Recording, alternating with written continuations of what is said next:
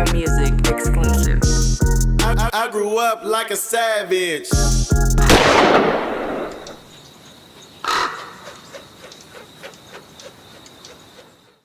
Instead of how I always looked at it as a hustle to get the money. That was the goal, to get the money. But nowadays, it's not a hustler mentality no more. People Everything not in the lit. streets for money. Yeah. Like, you get what I'm saying? People is just in the streets for different things. Nowadays, it's attention. Mm-hmm. You get what I'm saying? People might not be getting the attention that they want, so now they in the street for attention. Right. They doing it for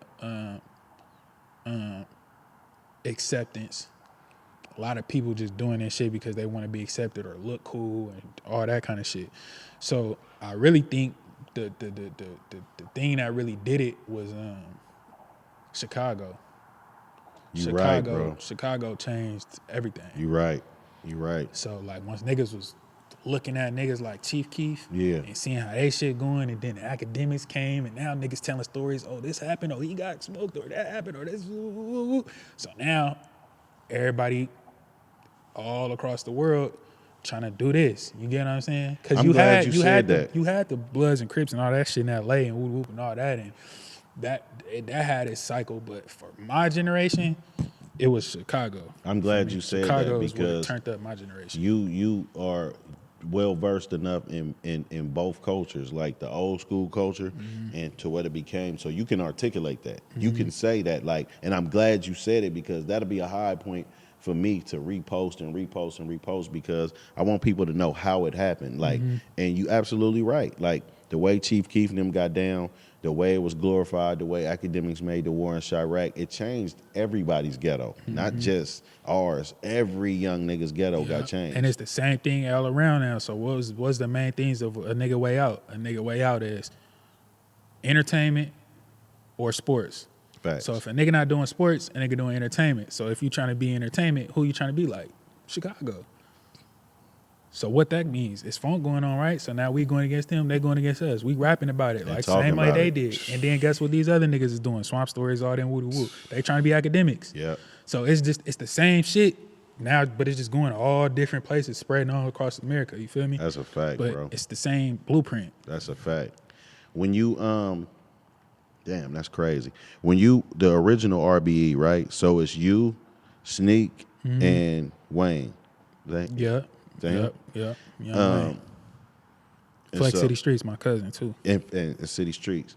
And what was that like? Like, because y'all, it wasn't an official group. Y'all was just a crew. Nah, it was just a crew. Yeah. Like, all right, so basically, like how we was just talking about the Lil Wayne shit and all that, Birdman, you feel me? I always looked up to Birdman. I wanted to be like Birdman and shit. That's why I got the fucking tattoo in the middle of my head. You feel me? Nigga wanted to be like Birdman. So, like I said in the other little interview or whatever, like I always looked at it like motherfuckers was always older than me, could do shit that I can't do. So I used to get people like and bring them into the studio and have them like say the shit that I can't say to try to gain my crowd, to get a bigger crowd. You know what I mean? Did you know that was a ghostwriter? Who? When you was doing that, did you know that was ghostwriting? No. I wasn't writing for nobody. Oh, you wasn't writing? Yeah, I'm saying like, all right, so basically like with Sneak, for instance, right? With Sneak, I knew him from one of my partners, but we went to school together. We went to middle school together, Solano, me and Sneak, right? But he older than me. So boom. He was trying to do his little rap shit or whatever. I had the studio. So basically how a lot of people used to end up coming to my studio because I had the studio, so I was trying to make money. This was another form of hustling at the time. Like when I was telling you I was on independent studies, this how I was making a little money. I was having people come to the studio. Okay. So I didn't have shit. Probably a lot of people came to my studio, you feel me? Like I'd be telling people like, Lil Pete, like with the Get Back, like with his first little video he dropped, that shit was recorded at my studio. I mixed that shit, all the shit. Damn. You feel me? So that's crazy. A lot of people, you feel me? I was recording back in the day. So with Sneak, for instance, like he was doing his shit, right? He was working and shit. So he used to go to work, walk all the way to my house, because I lived like at the bottom of College Park, close to the Cimarrons, close to the Crest. He lived like up the hill and to the left down some. You feel me? So he used to walk to my house and then pay me basically to help him make his tape. So like after a few times of him just like coming, I'm like, bro, man, I fuck with your music. What you think about being RBE? I'm like, if you be RBE, I'll record all your music and do all your shit for free. You feel me? I just want you to nigga be a part of my RBE shit. And he was like, hell yeah, why not? You feel me? Cause he seen it in me since I was a young nigga. Like, even though I'm the little bro, it's like, nigga, but he got the vision. He see this shit. You get what I'm saying? So from that day, he was RBE. He used to come to the studio. He want to do his tapes. I do his shit for him. When I want to, hey, get on this song for me. Whoop, whoop. Like for instance, like it's the RB. It's called RBG, the mixtape. I was basically on some DJ Khaled shit on that tape. So like I was doing, and we had another tape. It was like a Valentine's tape. You feel me? If you go back and listen to it, we was like, he used to sing too, and I was singing. So what's crazy is like, nigga, I used to be fucking with it. I used to be like, all right, boom, you do this one. I'm gonna come in after you. I'm gonna do another, do this.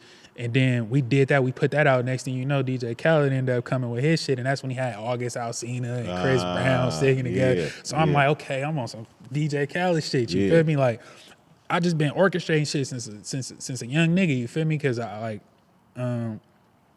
it wasn't nothing else for me to do. It ain't nothing else in Vallejo to do.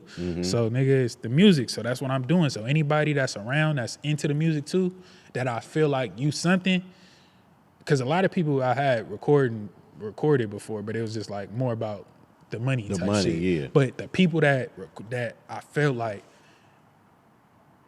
you could be something, like I see something further in you, them was the people like, man, you should, you feel me? You should, like I do all your shit for free, just fuck with me with this RBE shit. Ooh, you feel me? So he was one of them people that believed in that. So nigga, that's why once the shit started popping later on, I came back and I grabbed him and he got to deal with Def Jam and all that type of shit, you feel me? That's crazy, man, because even your vision, like, again, a reference to Wayne is like the Squad tapes, or like you know him making his thing until it became Young Money. It was like just keep developing and developing. That was the same thing with Lil Sheek too. Okay, like I seen Lil Sheek, he was doing his shit. He had a song. He was on a song with somebody, but I had heard him, and then one day it was his birthday or something. I don't remember, but he lived like up the street from me, so he was on some shit like.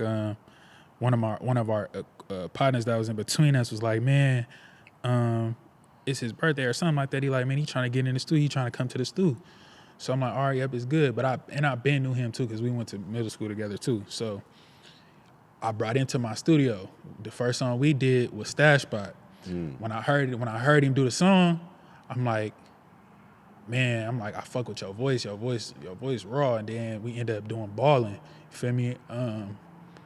And that ended up being like a big song for us at the time, you feel me?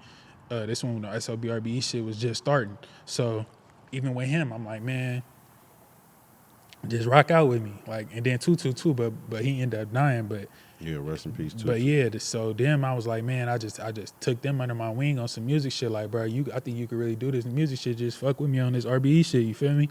And that's how that happened. I took him across all on tours with us. Every tour we did, I brought him with us. You feel me? I just was building up, you know what I'm saying? My label type shit. And this was happening when everybody was very young too. So I want the people that's watching this to keep in mind, like, these is young kids. These are people that never been out the ghetto, really. Like, you know what I'm saying? They just coming up and doing their thing. Meeting the boy, right?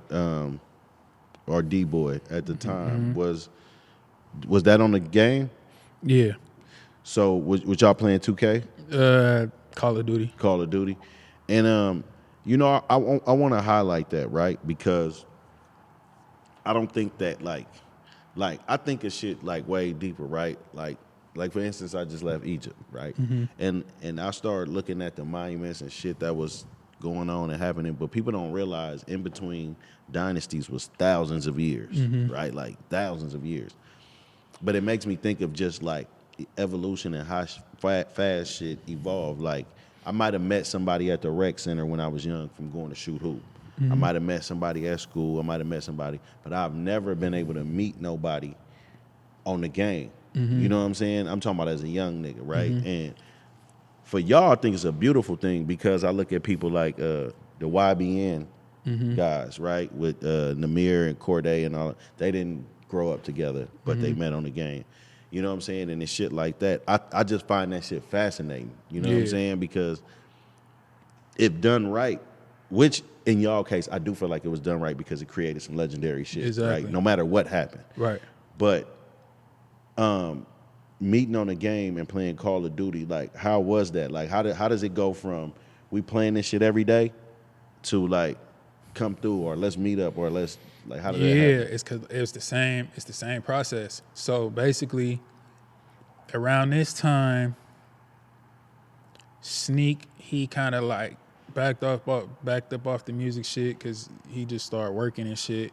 Because you gotta think they're a little bit older than me, so they at the point where they graduating now and shit like that. So they're doing Life that. getting real for them. Life getting real for them. So it's like kind of like, man, we believe in a dream, but Yeah, nigga, it's they real gotta life pay going this on. shit, Like, yeah. you know what I mean? So they start kind of falling back. My cousin, he started doing his thing. He was kind of like getting irritated on basically how the shit was going because he felt like he was coming all the way from the city and doing all this and doing all that, and he felt like he was taking it more serious than the other people. But we was all together, and he felt like I'm putting him on the same level as him and all this and woo woo. So we start because our relationship was always a rocky one. Okay. You get what I'm saying? Because it was always like that big brother and little brother thing, and then to the world, the little brother become bigger than the big brother, but the big brother always want to remind the little brother like you the little brother. You get what I'm saying? So we always had that dynamic that kind of fucked up our relationship into the day. Even to the day he died, you feel me? We wasn't even cool when he died. Okay. You feel me? So that was even a something traumatic for a nigga, you feel me?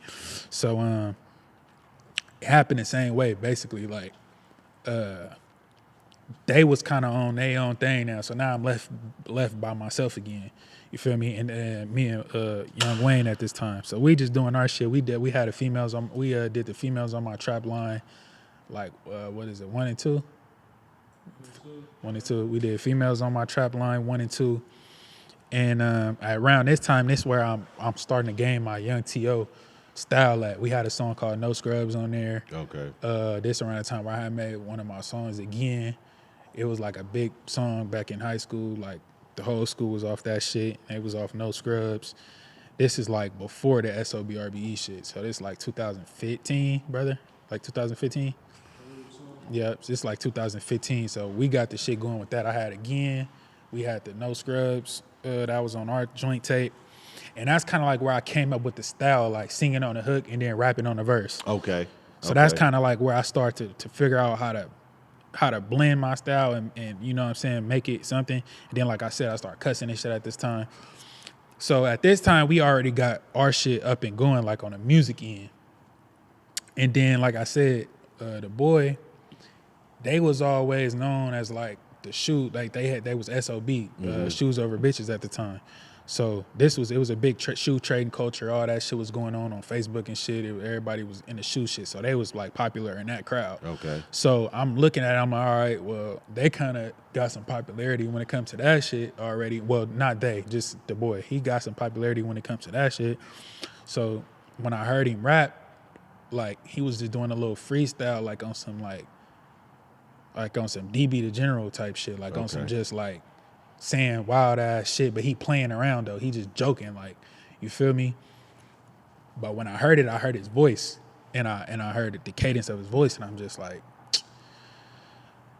we ended up getting on the game one day. I'm like, man, bro, I ended up hearing that song, bro. You was on there, you was playing this shit, bro, but you ever thought about really doing this shit? And he like, man, hell nah, I ain't taking that rap shit serious. Whoop, I'm just fucking around. I'm just playing. So ever since then, I always tell him like, bro, we need to make a song. We need to make a song. We need to make a song. And he just kind of like was brushing it off.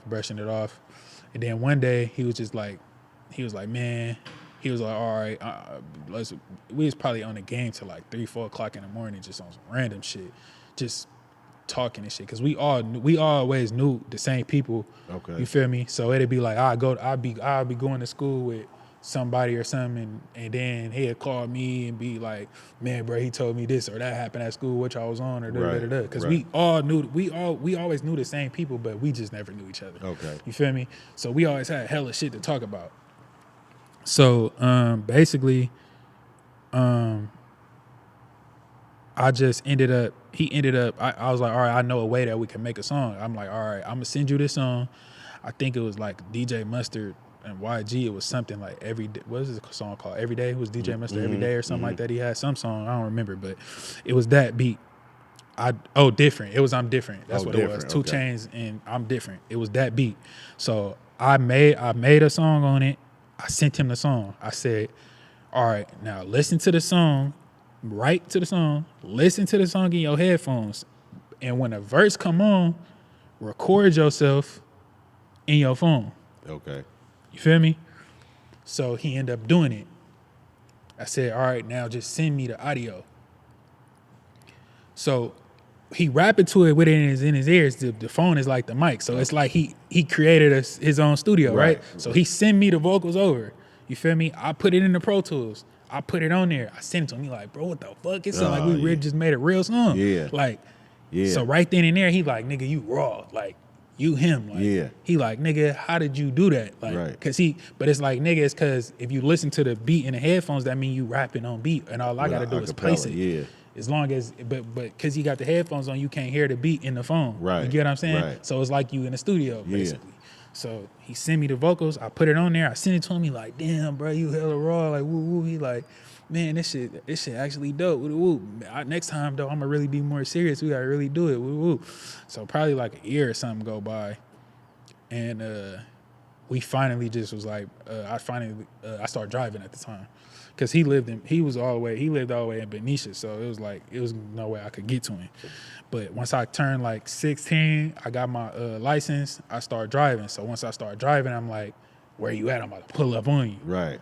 You feel me? Because I just felt like it was God working, bro. You feel me? It was just God working, bro. That's all I could say. It was just God working. Like, he just was like calling me like, bro, you got to get him in the studio. You got to get him in the studio. That's crazy. You feel me? So nigga, I just pulled up on him one day, and then shit, the rest was history for real. That's crazy, bro. That's like that's like really because I always felt like in the group you guys were the strongest, because naturally the other two, well, you was the only real pure true artist, right? But then like the boy still had something extra about him, right? And then when y'all added the other two, then you got like kind of like an NWA dynamic. Yeah. You know what I'm saying? For sure. And so like by the time, so y'all first recorded, so Slimmy B came because of the boy. And then you knew Lul G already. Yeah. And he just wanted to rap. Yeah. He seen y'all doing it. Yeah.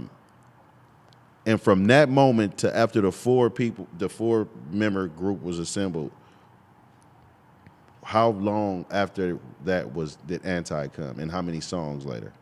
Oh man, Anti probably came in like, realistically, I would say, I said like in the first month, but we probably recorded like three or 4 songs. And it was probably like maybe a song like maybe 2 songs in a day after a period of like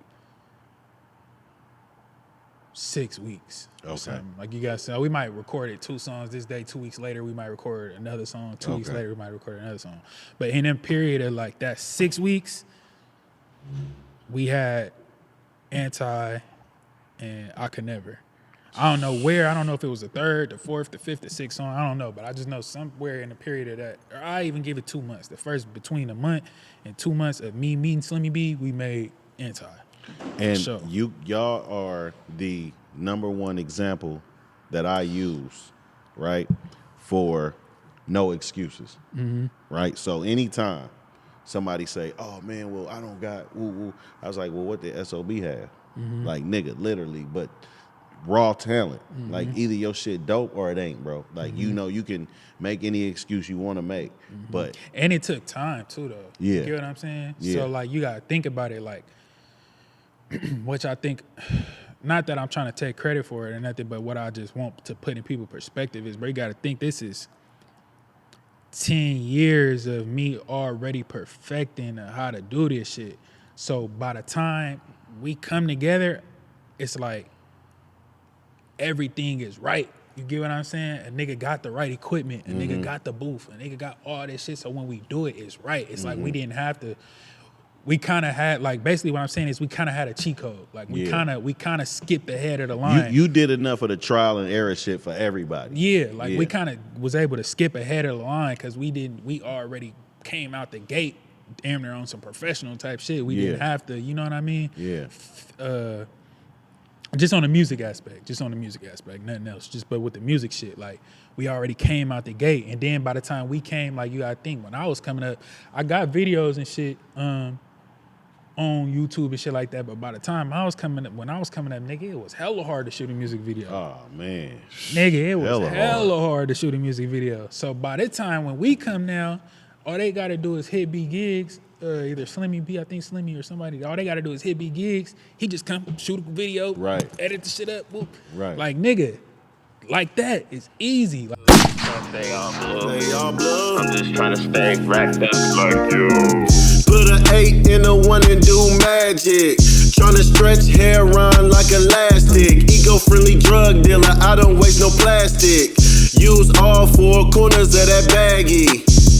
All I ever wanted was a bankroll. So I pull up on Champ before the bank close. Say no to stank hoes and stank clothes. No paramedic pimpin', nigga, we don't save hoes. Yeah, rest in peace to Lul G.